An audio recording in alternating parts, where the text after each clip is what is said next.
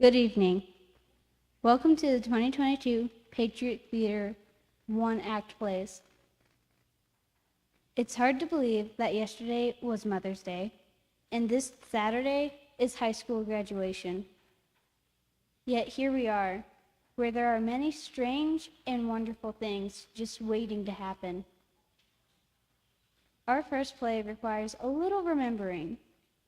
Remember that time when you couldn't get anything right? When you couldn't get anything the way you wanted it, or any way you expected it to turn out? Maybe your job went south, or your spouse up and left, or maybe you couldn't get the newspaper you wanted to read, or even your favorite food at your favorite restaurant. I know that feeling.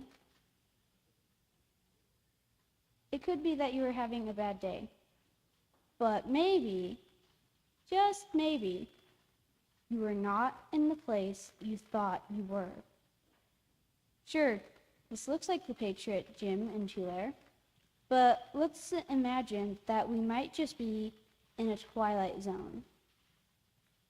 What if we weren't really in Tulare? What if we were in Philadelphia? To answer this question, we have three ladies in New York City who have each discovered that where they are is not where they want to be. Indeed, they are not even where they assumed they were. We have Betty, a waitress. This is Bethany Weeby.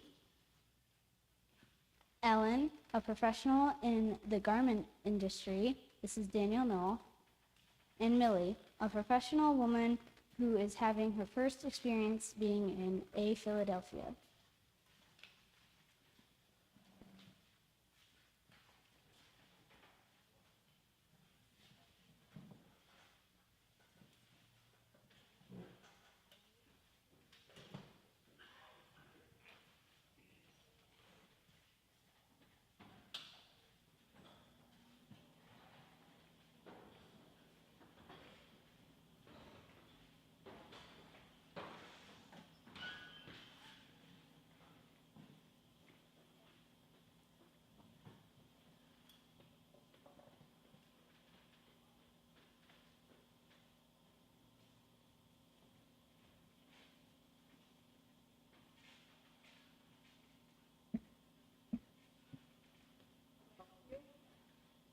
Do you know you would look fabulous on a widescreen?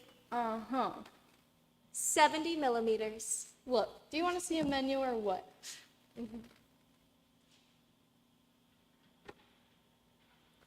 All right, let's negotiate here. What's the soup du jour today? You got your choice of Polish duck blood or cream of kidney. Beautiful, beautiful. Kick me in the kidney. You got it. Any oyster crackers to go on your seabed? Nope, all out. How about the specials today? Spread out your options. You got your deep fried gizzards, Fabulous. calf's brains with okra, You are a temptress. and pickled pig's feet. Pig's feet. I love it. Put me down for 2 pair. If you say so. Any sprouts to go on those feet? Iceberg lettuce. So be it.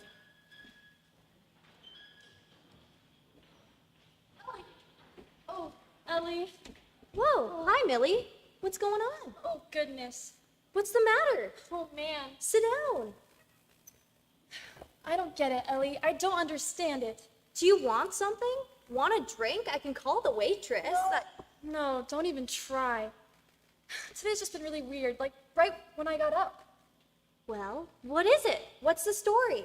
Well, just for an example, I got up this morning and I went to the drugstore to get some aspirin.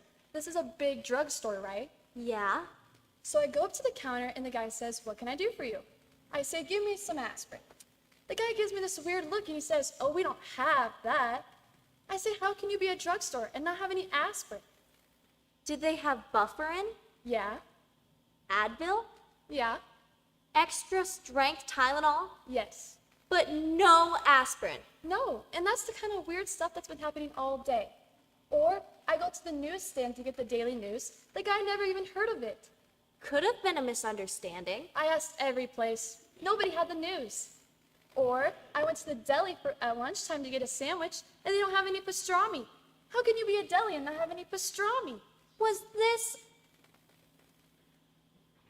a Korean deli? This was a kosher from Jerusalem deli. Oh, we don't have that. Have some tongue?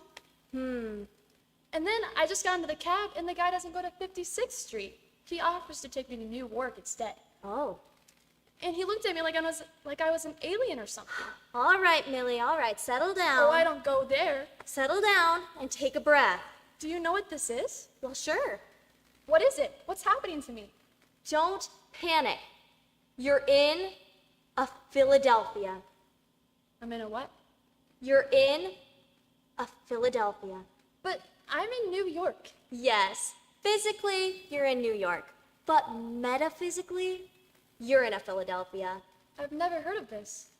You see, inside of what we know as reality are these pockets, these black holes called Philadelphias. And if you fall into one, you run up against exactly the kind of stuff that's been happening to you all day. But why? Because in a Philadelphia, no matter what you ask for, you can't get it. If you want to do something, it ain't gonna get done. And if you want to go somewhere, you can't get there from here. So this is very serious? Just remember, Millie, this is a condition named for the town that invented the cheese steak. Something that nobody in their right mind would willingly ask for. And I just thought I was having a very bad day. Sure, millions of people have spent entire lifetimes inside of Philadelphia. I mean, look at the city of Philadelphia itself. Hopelessly trapped forever inside of Philadelphia. And do they know it? Well, what do I do? Should I just leave now and get it over with? Whoa, you try to leave of Philadelphia, you're only gonna get lost, babe. So what do I do? Best thing you can do is wait it out. Cause someday, the great cosmic train will whisk you out of the city of brotherly love and off to someplace happier. You're pretty mellow today, Yeah, well, everybody has to be someplace. I suppose. Is your name Ellen Chase? It is. Your boss called? Okay. He says, you're fired. Oh, cool, thanks. So anyway, you have this problem. Wait, did she just say you're fired? Yeah. Hey, I wonder what happened to my pig's feet. Ellie, you loved your job. Well, no sweat. How can you be so calm? Easy. You're in a Philadelphia. I woke up in a Los Angeles. And life is beautiful. You know, Sam even packed up and left me this morning. Sam left you? Yeah, and frankly, Scarlett, I don't give a care. I say go. God bless, and may his dating pool be Olympic-sized. But your job, the garment district, is your life. So, I'll turn it into a movie script, sell it to Paramount, add a little emotional blah blah blah, pitch it to Jack and Dusty, then you've got a buddy movie with a garment background. And if that's not relevant enough, we'll throw in global warming. Make it easy. EC? Environmentally correct. Have you heard about this global warming? Sure. I love this concept. I embrace the idea. Sure, some people are gonna get hurt in the process, but meantime, everyone else will tan a little faster. So this is a Los Angeles. Well, everybody has to be someplace. So, if you want my advice, I say enjoy your Philadelphia. Sit back, order yourself a shake and a burger, and chill out for a while. But I can't order anything. Life is great for you on your cosmic beach, but whatever I ask for, I'll get a cheesesteak or something. There's a very simple rule of thumb for living in a Philadelphia. Ask for the opposite. What? Ask for the opposite. If you can't get what you ask for the opposite, and you'll get what you want. For example, you want the Daily News? Ask for the Times. And if you want pastrami, ask for tongue. Oh. It works great with men. I mean, what's more opposite than the opposite sex? Uh-huh. So, would you like a shake? I sure could use No, stop. Do you want a shake? No, I don't want a shake. Good. Now there's the waitress. Order yourself a shake and a burger, but do not ask for a shake and a burger. Waitress. Don't call her. She won't come. Oh, You're in a Philadelphia. Oh, yeah. You don't need that waitress. Don't need her. Nor anything to do with her. Hey, waitress, go away. Can I help you? That's how you get service in a Philadelphia. Can I help you? No thanks. Okay, what will you have? Excellent. Well, how about some OJ? Sorry, squeezer's broken. A glass of milk? Cow's dry. Eggnog? Just ran out. Cup of coffee? Oh, we don't have that. Huh? Nope. Soda? Nope. Malt? Just plain shakes. Oh, that's too bad. Cream soda? Nope. Just plain shakes is all we got. No thanks. Give me a shake. Anything to eat? Nope. Name it. Pork chops. Hamburger. Medium. Rare. Baked potato. Fries. And some zucchini. Zucchini? Slice of raw onion. Burn one with a raw tearjerker. Millie, that was excellent. Thank you. Excellent. Are you sure you've never done this before? I've spent so much of my life asking for the wrong thing without even knowing it.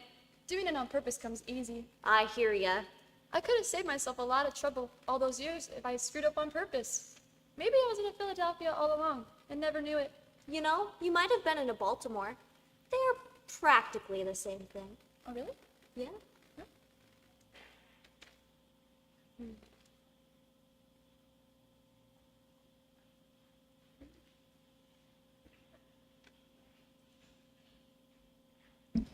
Here's your shake. One cheesesteak. Excuse me? Hey, wait a minute. What is that? A cheesesteak? No. I ordered cream of kidney soup and 2 pairs of pig's feet. We don't have that. I beg your pardon? You don't have that? You brought me into your Philadelphia! I'm sorry. You brought me into your Philadelphia! I didn't know it was contagious. Oh, please don't let me be in a Philadelphia, please! Wait, shouldn't you ask for the opposite?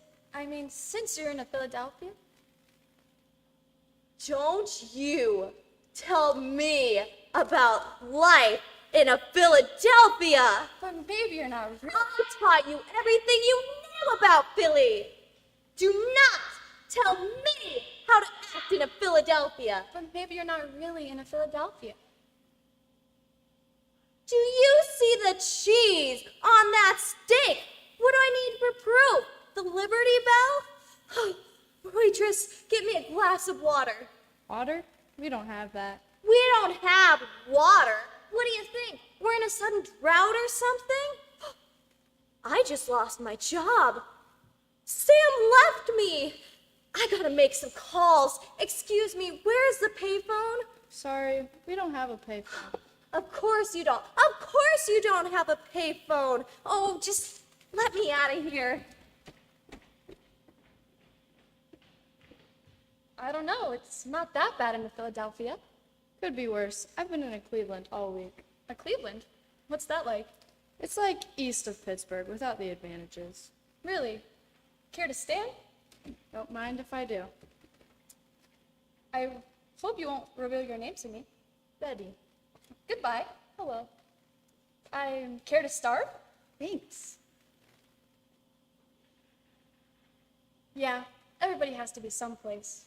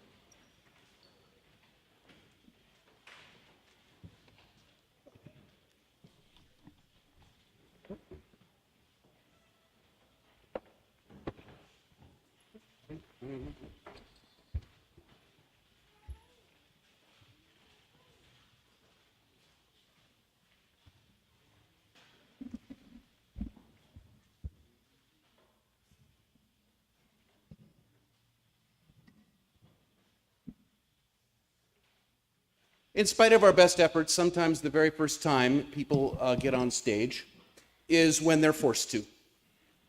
So as part of our 8th grade English curriculum, I always include an introduction to choral reading. And then I make the 8th graders do something between these two plays on play night. We had a track meet today for the junior high. And of our 13 8th graders, we have 6. But we have 6. I invite them to the stage, take your positions, and we are going to give to you our interpretation of the cremation of Sam McGee, a story that Jack London missed out on, the father of all things North, cold, and natural, to give us a bit of a tall tale with an unnatural spin. I present the 8th grade choral readers. Come.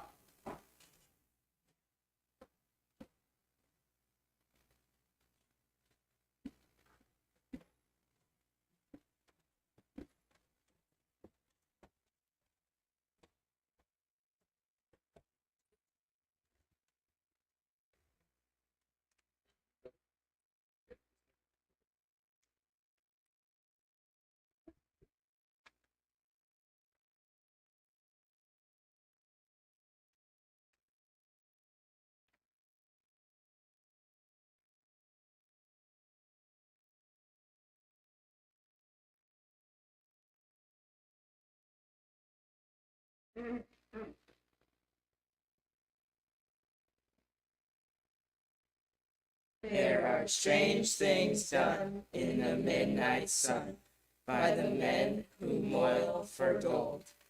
The Arctic trails have their secret tales that would make your blood run cold. The northern lights have seen queer sights, but the queerest they ever did see was that night on the march of Lake LaBarge. I cremated Sam McGee. Now Sam McGee was from Tennessee, where the cotton blooms and blows. Why he left his home in the south to roam round the pole, God only knows. He was always told that the land of gold seemed to hold him like a spell, though he'd often say in his homely way, I'd sooner live in hell. On a Christmas day, we were mushing our way over the Dawson Trail. Talk of your cold, through the park of fold, it stabbed like a driven nail. If our eyes would close and the lashes froze till sometimes we couldn't see. It wasn't much fun, but the only one to whimper was Sam McGee. And that very night, as we lay packed tight in our rows beneath the snow, and the dogs were fed and the stars overhead were dancing heel and toe, he turned to me and, Cap, says he, I'll cash in this trip, I guess.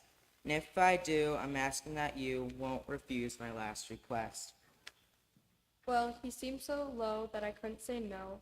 Then he says with a sort of moan, It's the cursed cold, and it's got right hold till I'm chilled clean through to the bone. Yet tain't being dead, it's my awful dread of the icy grave that pains. So I want you to swear that foul or fair, you'll cremate my last remains. the foul last need is a thing to heed, so I swore I would not fail. And we started on at the creek of dawn, but God, he was gasped and pale.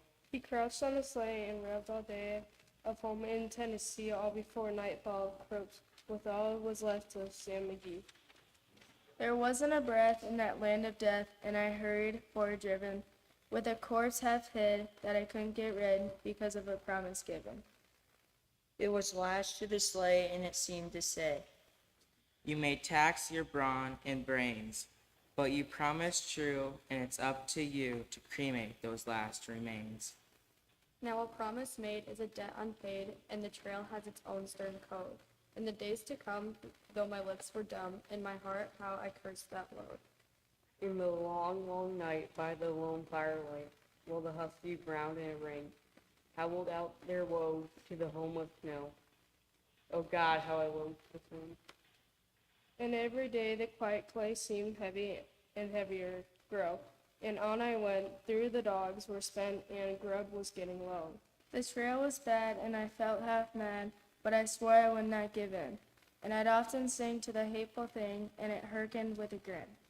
Till I came to the marge of Lake Labarge, in dialect there lay. It was jammed in the ice, but I saw in a trice it was called the Alice May. And I looked at it, and I thought a bit, and I looked at my frozen chum. Then, here, said I, with a sudden cry, it's my crematorium. Some planks I tore from the cabin floor, and I lit the boiler fire.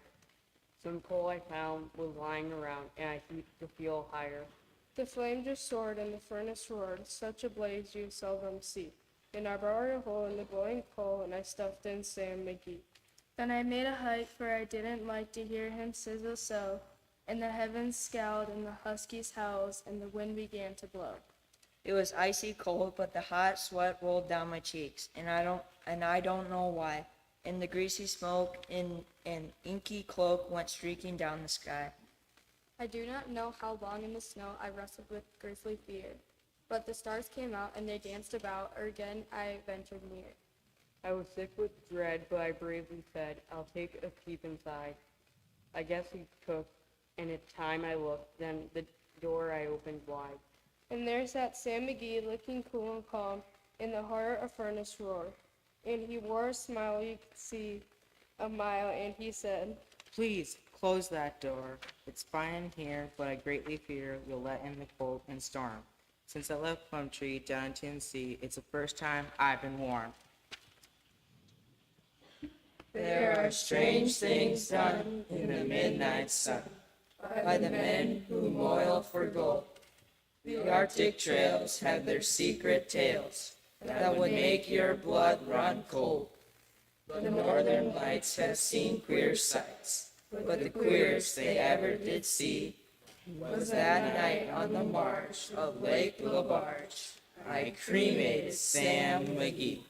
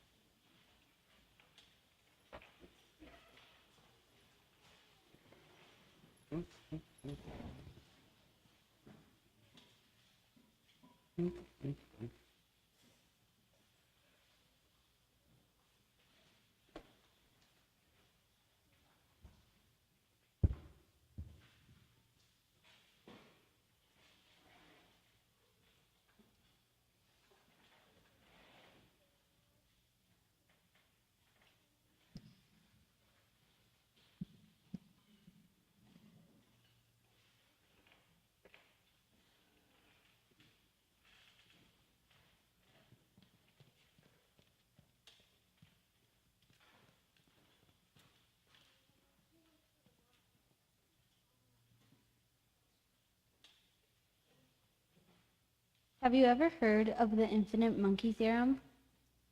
I'll say that again. The infinite monkey theorem. According to that wonderful source of all knowable knowledge, Wikipedia, the infinite monkey theorem states that a monkey hitting keys at random on a typewriter keyboard for an infinite amount of time will almost surely type any given text, such as a complete works of William Shakespeare, or maybe just Hamlet. There is even a mathematical formula for it. The probability of a monkey typing Hamlet is 1 chance in 4.4 times 10 to the 360,783rd power. That's the number 44 with 360,783 zeros behind it. According to the playwright David Ives, the monkeys involved have to be 3 very special individuals. We are privileged today to have 3 such monkeys, or chimpanzees, with us tonight. First, we have Franz Kafka. This is Harley Nielsen. Next, we have Jonathan Swift. This is Brianna Garrett. Finally, we have John Milton. This is Laney Humphrey. These rather sophisticated chimpanzees have been held captive by Dr. David Rosenbaum for many months at Columbia University. They have been well cared for and are supplied with food, shelter, clothing, and typewriters. All they have to do is type thousands and thousands and thousands of words, and they have all the time in the world to do it. We present words, words, words.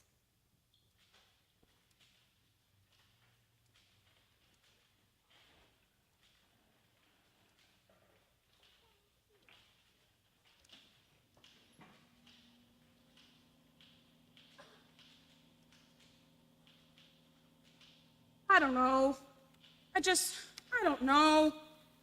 Quiet, please. I'm trying to concentrate here. Okay, so what have you got? Me? Yeah, have you hit anything? Let's hear it. Ping Draba. Inglewarp carcinoma. That's as far as I got. I like the Yeah, kind of onomatopoetic. I don't know. Seems to me like it could use some punching up. You can always throw in a few jokes later on. You gotta get the through line first. But do you think it's Hamlet? I don't know. Don't ask me. I'm just a chimpanzee. They could have given us a clue or something. Yeah, or a story conference. Would that defeat the whole purpose of the experiment? I know. 3 monkeys typing into infinity will sooner or later produce Hamlet. Right. Completely by chance. And Dr. David Rosenbaum up in that booth is going to prove it. But what is Hamlet? I don't know. What is Hamlet? I don't know. You know, this is really stupid. Have you got something better to do in this cage? The sooner we produce this Hamlet thing, the sooner we get out. Sort of publish or perish. With a twist. But what do we owe this Rosenbaum? I mean, a guy who stands outside those bars and tells people, that one's Milton, that one's Swift, and that one's Kafka, just to get a laugh? What's a Kafka anyways? Why am I a Kafka? Search me. What's a Kafka? All his four-eyed friends sure think it's a Stitch.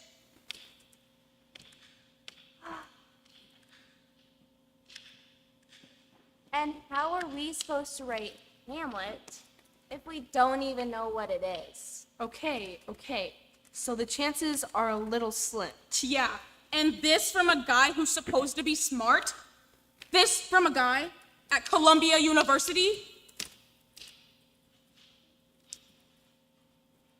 The way I figure it, there's a providence that oversees our pages. Let's draft them how we may. But how about you, Milton? What have you got? Let's see. Of man's first disobedience and the fruit of that forbidden tree whose mortal taste brought death into the...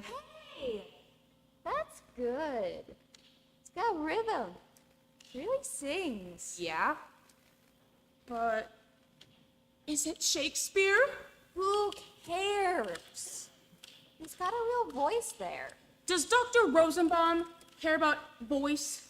Does he care about anybody's individual creativity? Let's look at this from Rosenbaum's point of view for a minute. No! He brings us in here to produce words, then all he wants is a clean draft of somebody else's stuff. We're getting peanuts here. To be somebody's hack. Writing's a mug's game anyway, Swifty. Well, it half made me mad. Why not just buckle down and get the project over with? Type for a few hours in the morning when you're fresh, then take a break. Let the old juices flow, and then do a couple more hours in the evening. And retire for a shot of papaya. What's the big deal? If this Rosenbaum was worth anything, we'd be working on Chromebooks, not these antique things. I mean, he's lucky he could find 3 who type this good. And then he treats us like the misfits at the Bronx Zoo. I mean, a tire swing? What does he take us for? I like the tire swing. I think it was a very nice touch. I can't work under these conditions. No wonder I'm producing garbage. How does the rest of yours go, Milton? What? This? Yeah. Read us some more. Blah, blah, blah. Whose mortal taste brought death into the Blamagam, Bed Socks, Knockwurst, Tinkerbell. What do you think? Blamagam is good. I don't know. What's the matter? Is it the tone? I knew this was kind of a stretch for me. I'm just not sure it has the same pungent lyricism as the rest. Well, sure it needs rewriting. What doesn't? This is a rough draft. Lights on. This bit? Are they watching? What? Are they watching? I don't know. I can't see. I've got my paws over my eyes. What? What's the meaning of this? Why do they videotape our bowel movements? What? Lights off. And how are you doing, Franz? What have you got? Well, K period, K period, K period, K period, K period, K period, K period, K period, K period, K period, K period, K period, K period, K period, K period, K period, K period. What is that? Postmodernism? 20 lines of that. At least it'll mess up his data. 20 lines of that, and I went dry. Got blocked. Felt like I was repeating myself. Do you think that's in Hamlet? I don't understand what I'm doing here in the first place. I'm a monkey. I'm not a writer. I'm supposed to be digging in the dirt, digging up ants and swinging from trees, not sitting under fluorescent lights 12 hours a day. It sure is a long way home to the gardens of sweet Africa, where lawns and level downs and flocks grazing the tender herb were sweetly interposed. Paradise, wasn't it? Lost. Lost. I'm trying to deal with some of that in this new piece here, but it's all still pretty close to the bone. Just because they can keep us locked up, they think they're more powerful than we are. They are more powerful than we are. And just because they control the means of production, they think they can suppress the workers. Things are how they are. What are you gonna do about it? Hey, how come you're always so ready to justify the ways of Rosenbaum to the apes? You have a key to that door. No. Do you have an independent food source? No. So call me a collaborator. I happen to be a profession. If Rosenbaum wants Hamlet, I'll give it a shot. Just don't forget, we're not astrophysicists, we're not brain surgeons, we're chimps. And for apes in captivity, this is not a bad gig. But what's really frightening is that if we stick around this cage long enough, we're gonna evolve into Rosenbaum. Evolve into Rosenbaum? Brush up your Darwin, baby. We're more than kittens than kind. Anybody got a banana? I'm on my last one. Don't look at me. I'm not gonna satisfy those voyeurs with the old chimp eating a banana act. No thanks. Don't be a sap, Swifty. You gotta use them. Use the system. What do you mean? Watch me while I put on my antic disposition.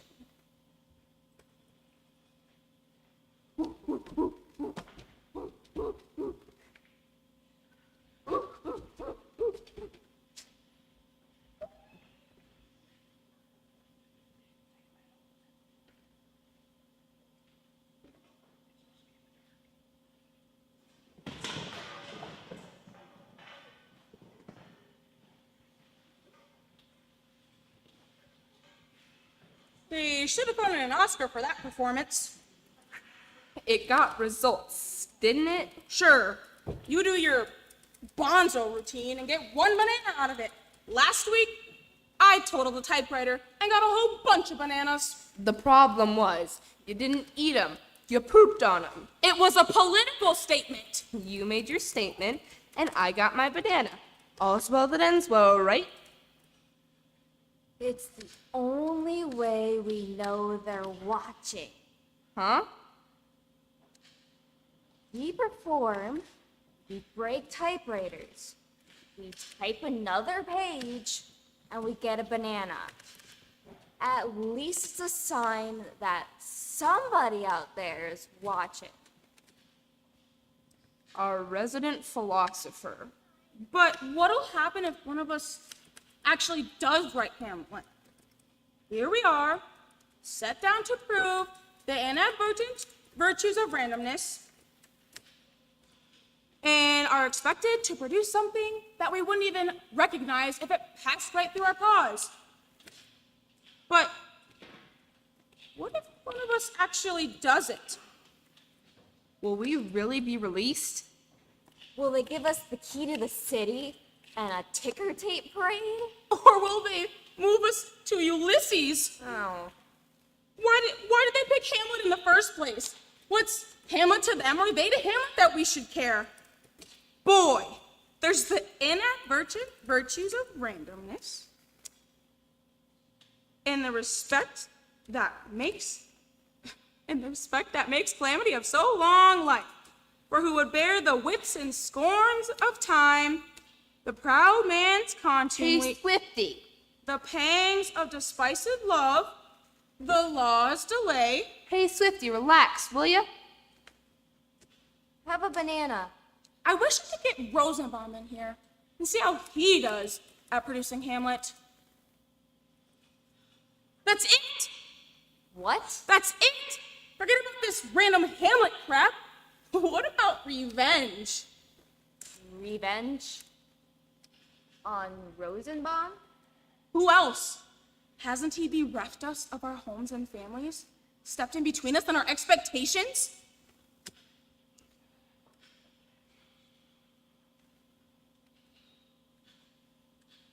How would we do it? Easy. We lure him in here to look at our typewriters, test them out like something's wrong, but we poison the typewriter keys. Oh, man. Sure, some juice of cursed Habona spread liberally over the keyboard ought to work like a charm. Great. If that doesn't work, we envenom the tire swing and invite him for a ride. Plus, I'll challenge him to a duel. Brilliant. Can't you see it? In the course of combat, I casually graze my sword over the poisoned typewriter keys and a hit, a palpable hit. For reserve, we lay by a cup of venomous distilment. We put the pestle with the poison in the vessel with the pestle. Listen, I gotta get back to work. The man's gonna want his pages. It's not a bad idea, but What's the matter with you guys? I'm onto something here. I think it's hopeless, Swifty. But this is the goods. Where was I? Bed socks, knockwurst, Tinkerbell. Readiness is all, I guess. Dang straight. Let me know when that K button gives out, honey. Okay. You two serfs, get back to work. I'll do all the thinking around here. Swifty, revenge. Tinkerbell, Stuckelschwanz, Hemorrhoid. Yeah, that's good. That is good. Stuckelschwanz. Act 1, Scene 1. Elsinore Castle, Denmark. Hemorrhoid. Enter Bernardo and Francisco. Pomegranate. Bernardo says, "Who's there?" Bazooka.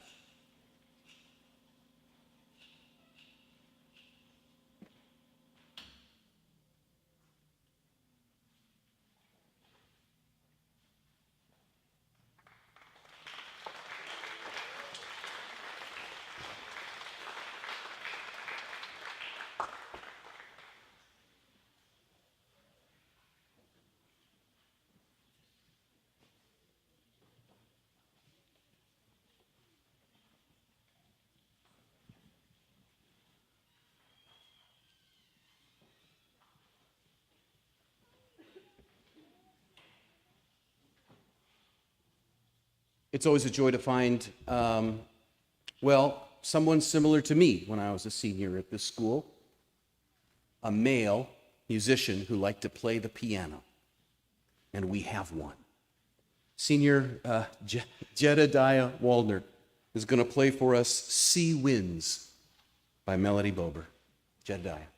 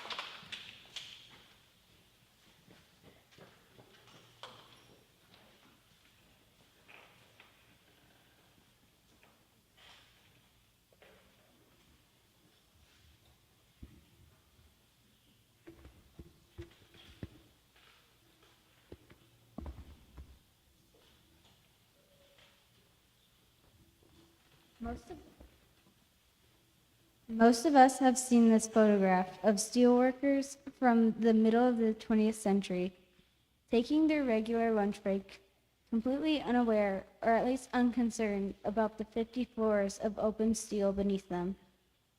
This isn't just history, this is also our present.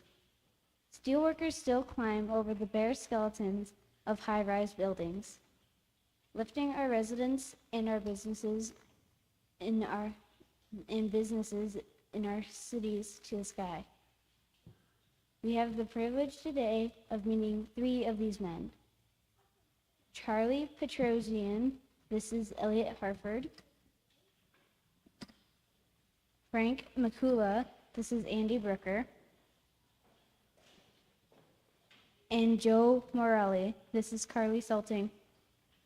Each of these hard scrabble journeymen love the high steel. Each of these men also keep a very deep secret. But none of us can claim to know everything about our closest friends, can we? These three are no different. So let's listen to these men as they spend their lunch hour in the clouds. Let's get to know these down-to-earth men with amazing secrets. Let's meet the mere mortal.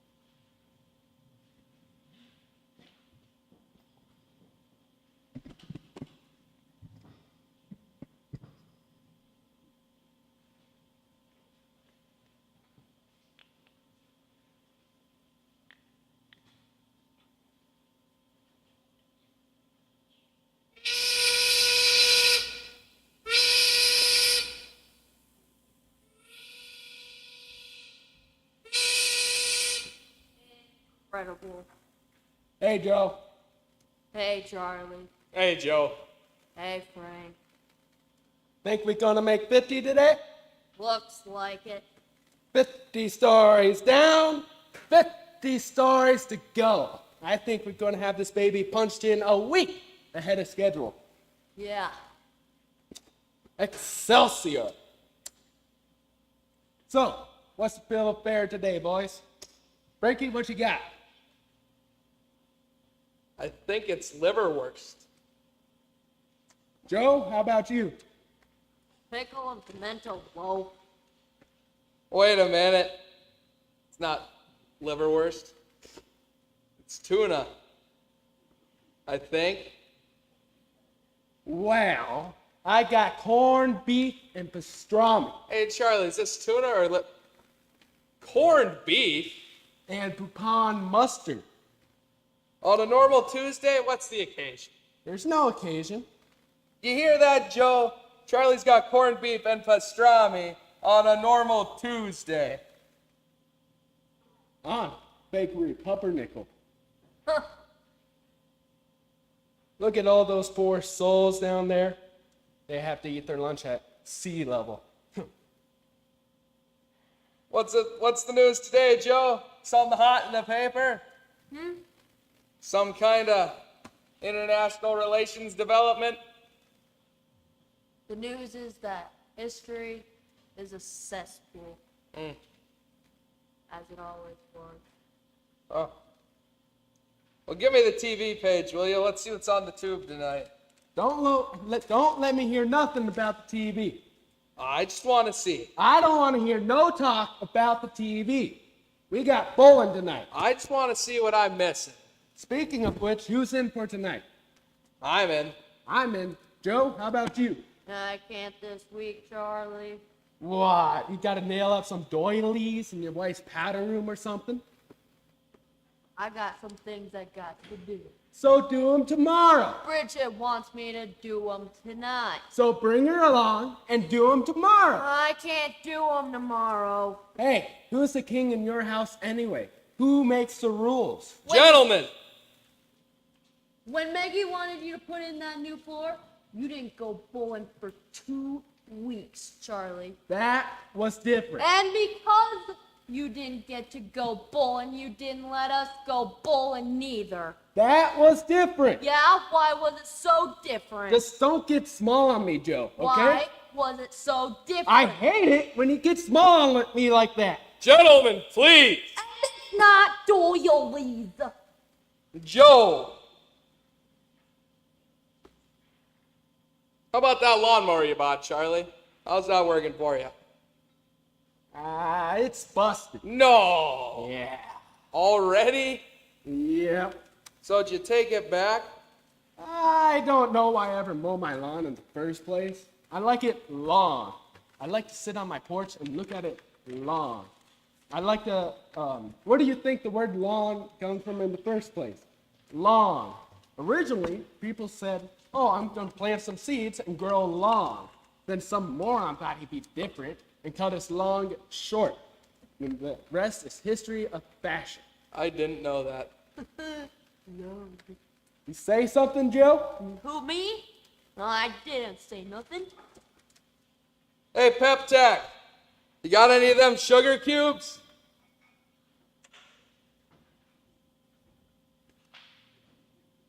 Try again. Thanks.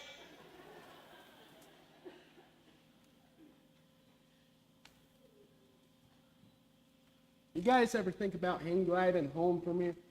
Hang gliding home? Well, sure, instead of driving or taking the train. Wouldn't you have to learn how to hang glide first? Well, sure, you'd learn, but then you wrap up work, walk off the top floor, and sail. Be the first person in history to ever fly from 13th Street and 12th Avenue all the way to Tenafly, New Jersey, with a fabulous view all the way. Maybe after I retire. You know, I was sitting here, I was eating that sandwich, and I still have no idea if it was tuna or liverwurst. Well, that's all the carbon dioxide up here, compressing the things in your nose. The what? All the carbon dioxide, it's up here and compresses all the sensories in your nose.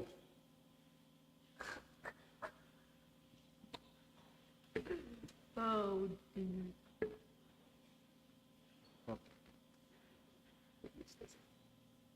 Didn't you say something, Joe? not me. I guess it's all the carbon dioxide was compressing in my nose. Speaking of flying, Charlie, they got that movie about the Lindbergh kid on again tonight. They got the what? The show about the Lindbergh baby who got kidnapped with the... Let me see that. Hey, what's up? What the heck are you doing? I just want to look. Did you see that movie? That time it was on? Yeah. Anthony Hopkins says, what's his name? Bruno Hauptmann. Didn't that happen someplace around here? Hopewell, New Jersey. What are they bringing that turkey back for? Turkey. Yeah, who wants to see that garbage all over again? It happens to be a very thoughtful movie for your information. And it happens they show that movie on the anniversary of the day that Charles Lindbergh baby was kidnapped on. That happened 50 years ago. What's the big deal? Jesus Christ died on Easter. They show the King of Kings that weekend. Gentlemen, If you ever done anything more than glue your wife's cat pictures into a photo album, they show this Joe Morelli story on your birthday. Does that explain to you why the movie's on today? gentlemen, please. And don't let me hear the word turkey. What's with you today, Charlie? What's the matter? Nothing's the matter. You're acting all weird. I'm not weird. So what's up? Turkey. I told you I don't want to hear the word turkey no more. Something sure seems up, man. Nothing's up. Forget about it. Here, Bert.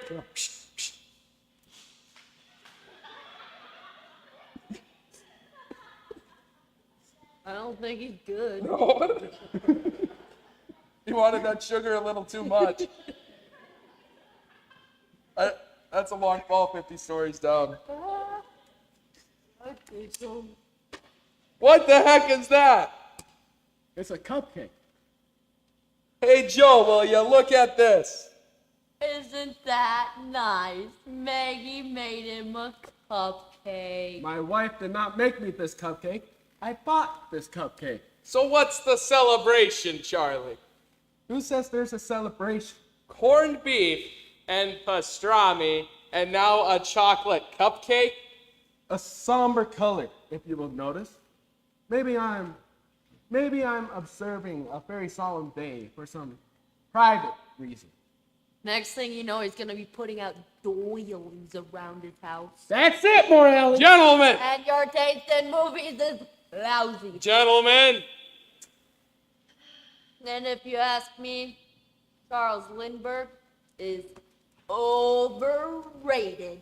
Overrated. Yep, overrated. so he flew across the ocean. The greatest hero in American history. Thanks to Charles Lindbergh, we got all these planes flying around today. He flew across the ocean. Big deal. Oh, big deal, huh? And as for the Lindbergh baby, who cares? Who cares? Yeah, who the heck cares? Oh, yeah.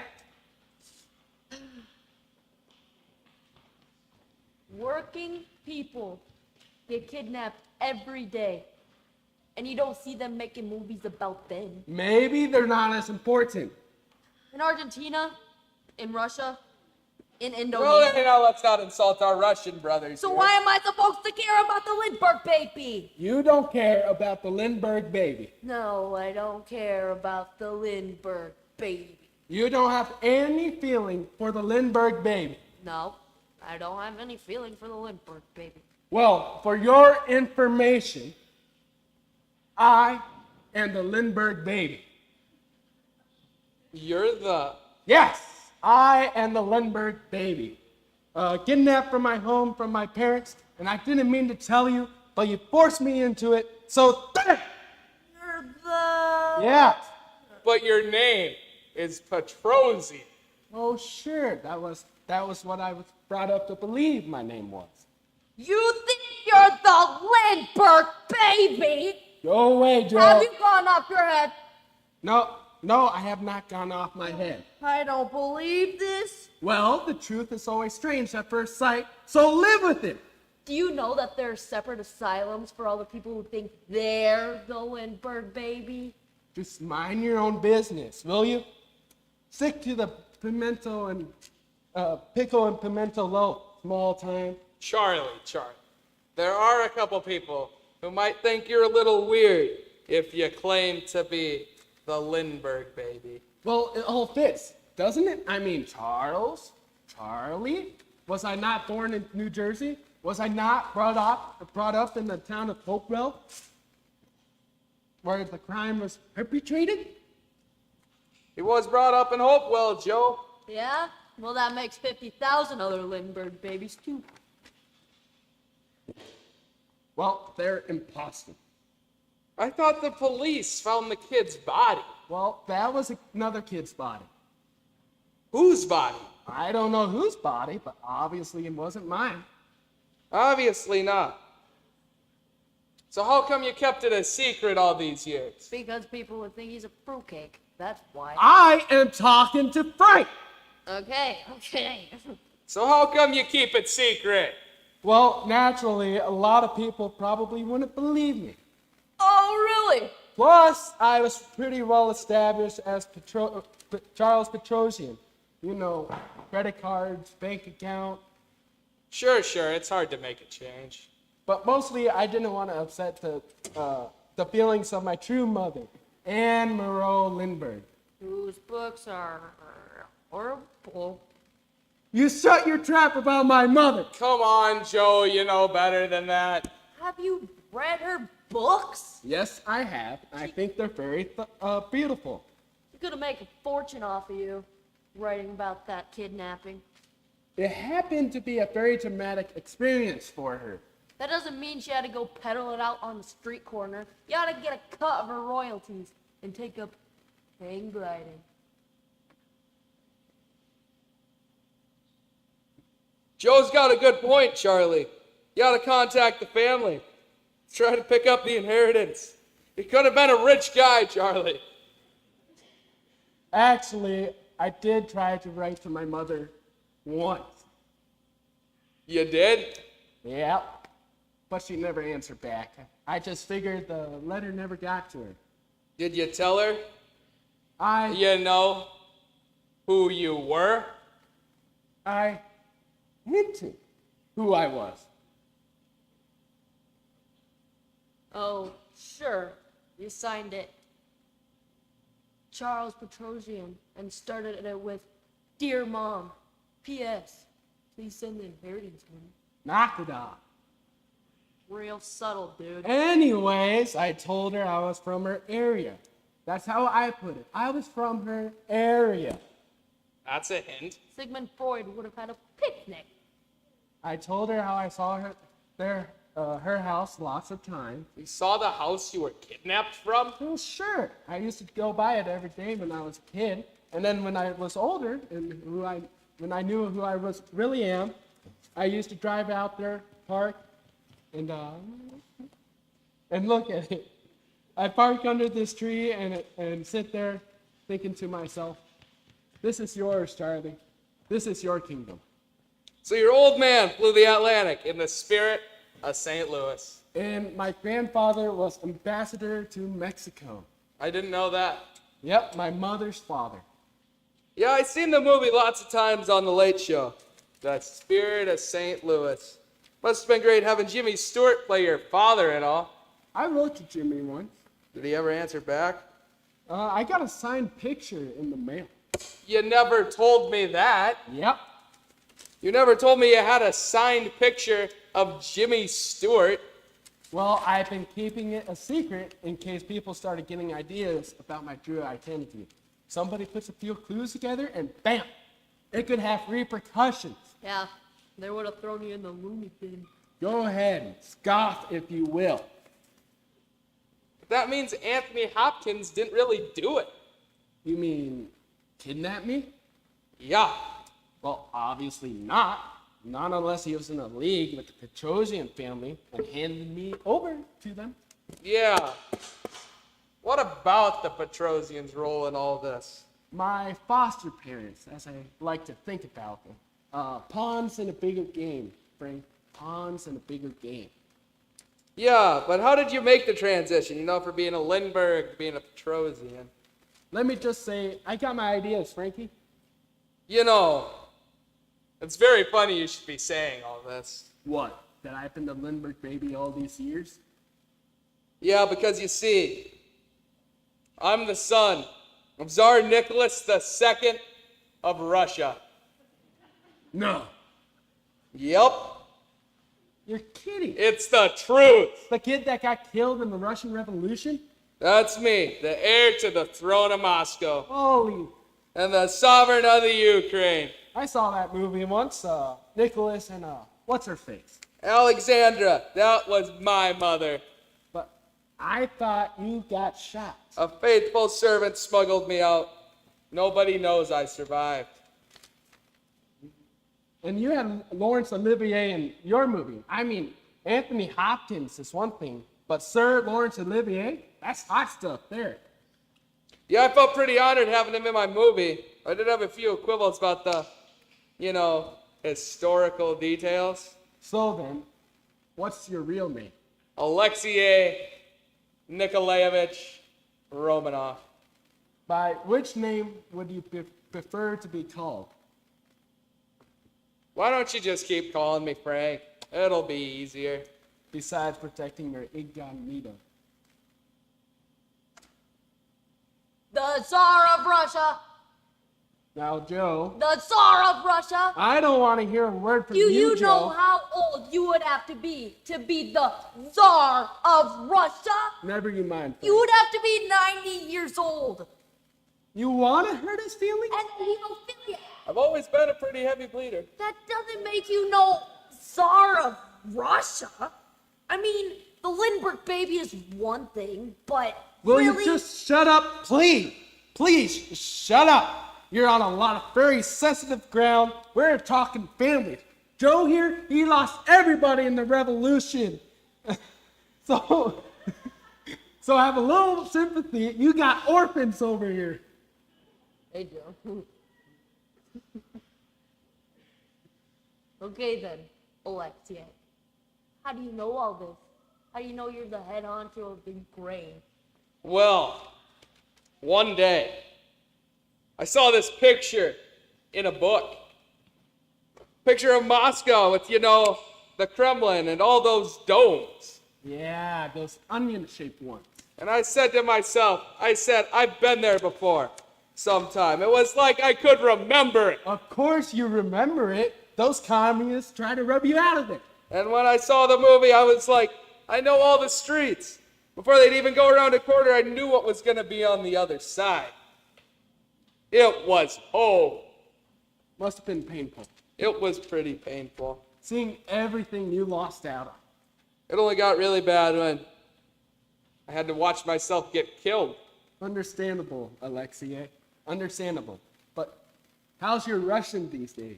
Oh, I've forgotten most of it by now. The whole drama probably made you, Repress it? Plus, the strain of having to maintain your daily identity as Frank McCullough. Does Phyllis know? No, she don't know. I'll probably have to tell her sometime, though. I think she'll understand. Yeah, I just have to wait for the right, circumstances. She'd probably be pretty surprised to find out she's the queen of Russia. Tsarina. Huh? The wife of the Tsar is the Tsarina. Is that proof, Joe? I say queen, he says Tsarina. He's practically got the facts at the tip of his fingers. I know how cars work, but that doesn't make me no Oldsmobile. Peace, gentlemen. Okay. Peace. Just think, if we had you over there running things instead of those commies, we could all sleep a little better at night. I know, that's the hardest thing about being, who you are. Who I am. Knowing what I could do for world peace. Everybody just knew who I am. Well, if things had worked out differently, I couldn't think of anyone better I have sit on the Russian throne than you, Frank. Thanks, Charlie. Yeah, well, I'll be. To think all this time and we never knew it. You didn't know about me, and I didn't know about you. And Joe here, he didn't know about either one of us. So, Joe, who are you? I'm not anybody. Really, I mean. I'm not anybody. Really? I'm Joe Morelli, period. I'm not talking about that. I'm Superman! I mean, really? I'm nobody. Underneath it all. I'm just another guy. With a piece of Weehawken. Expensive hard hat, What I once was. Marie Antoinette. No way. The let 'em eat cake lady? I said that in 1793. Well, isn't that something? I knew you were somebody. Yeah. Franks gets shot up by the Red, and you have your head chopped off in Paris. Yeah. 1 minute, I meet Marie Antoinette on a scaffold. And now, I'm Joe Morelli and Weehawken. Must be pretty disconcerting. To say the least, but I do remember not actually wanting to say, eat the cake. I meant, eat the cake. Now's your time. I remember, I mean, I'm sure there's lots of stories. yeah. I mean, like that, 1793 was a long time ago, yeah.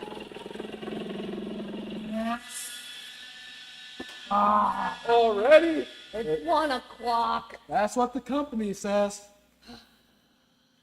Well, listen, you guys, you can't tell anybody. You forgot who you're talking to. I don't want this getting around. We know that, Joe. People would think I'm kind of We'll be as the tomb. You swear? Of course we swear. We're all in the same, Situation. But now, first things first, who's in for bowling tonight? I'm in. And I'm in. Joey? No, I can't, Charlie. I got some things I gotta do. I said that. You're gonna let that get in your way? Are you forgetting who you are? Yeah, Joe. Remember the crown jewels. You're right. Count me in. Right. And say let's go. But listen, Charlie. You want to stay home and watch the Lindbergh movie tonight? We'll understand completely. Nah, I've seen it. Let's bowl. Okay. As long as I'm home by midnight. What are you, Cinderella?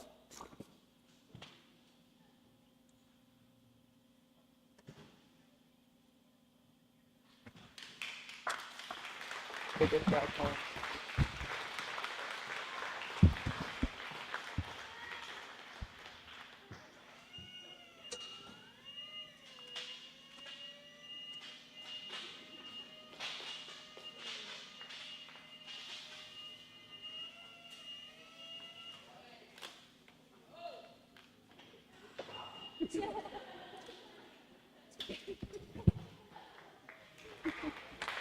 I give you Patriot Theater at its best. Thanks for coming, everybody.